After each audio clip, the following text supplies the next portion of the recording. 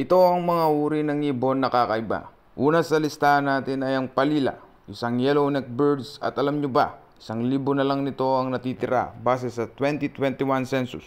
Pangalawa sa listahan ang Honduran Emerald. Nakakalungkot man pero madalang na lang itong makita sa wild. Itong ibon na ito ay may kinang sa pakpak at meron ding blue necks, blue-green bodies at orange feathers.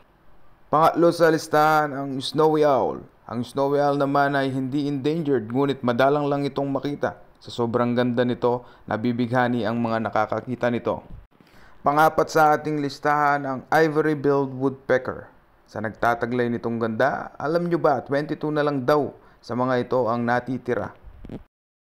Panglima, ang Spix Macao. Sa sobrang ganda nito, ang kulay na asul sa kanyang katawan ang tunay na nakakamangha.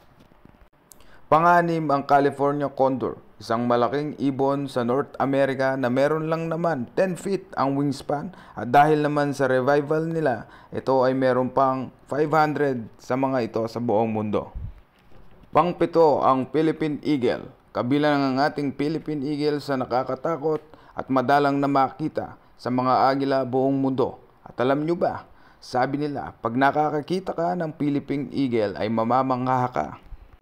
Pangwalo ay ang Stressman Bristle Front, isa sa mga endangered species sa buong mundo. Sa taglay na kulay itim, ang katawan ay madalang lang itong makakita sa wild.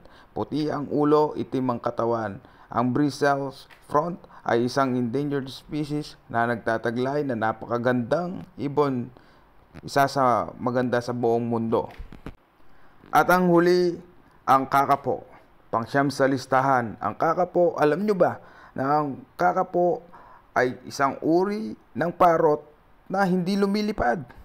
Ito ay native sa New Zealand at ito lamang ang parrot sa buong mundo na hindi lumilipad. Sa sobrang ganda nito, madalang din itong masulyapan ng mga tao.